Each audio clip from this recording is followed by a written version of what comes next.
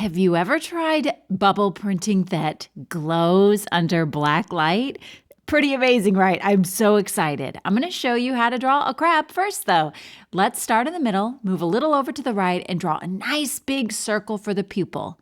Add a couple of smaller circles inside for the hot spot, and then color that in. I'm going pretty quickly. Just hit the pause button to slow me down. A circle that hugs that one. Maybe some eyelashes if you want.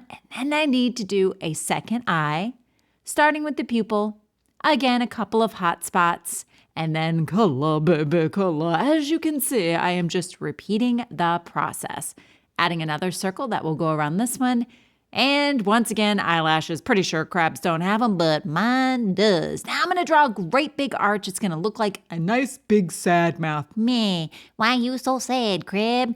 Maybe because my eyes aren't connected to my body. There we go, with two curved lines. And then I'm going to close the bottom.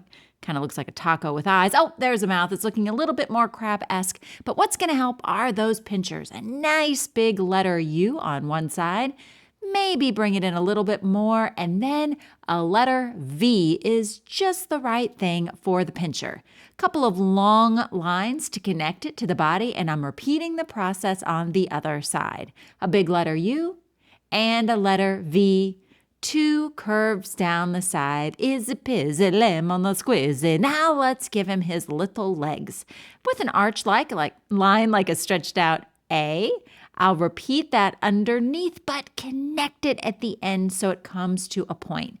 I'm doing 3 on one side, and then guess what? I'm doing 3 on the other side. If they're a little wonky, a little crooked, one's going this way, one's going that way, perfect, because now it looks like your crab is walking. Maybe for some variety, I'm going to add some spots, some cheeks. Why not?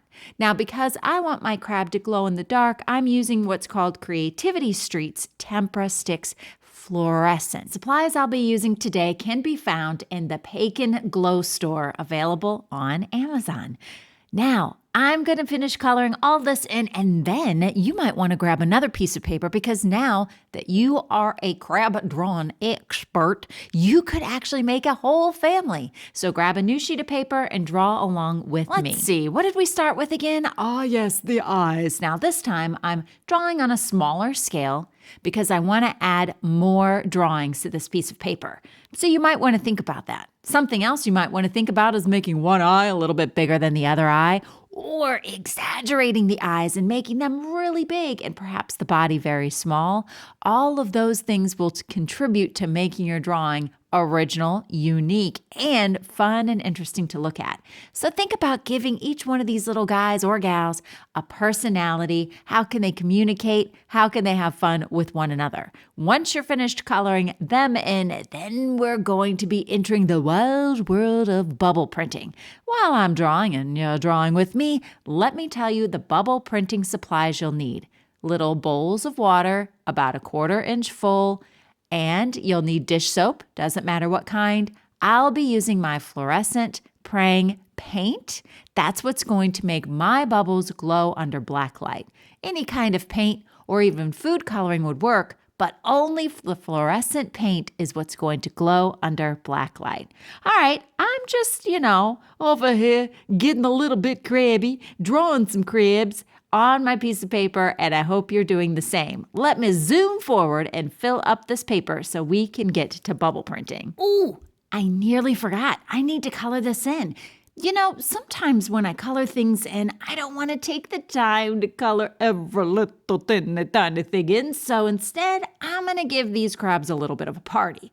I'm going to take my tempera sticks, make a couple of polka dots, use a variety of colors, and that will fill in my space. And it looks kind of like that at a little bit of a crab disco.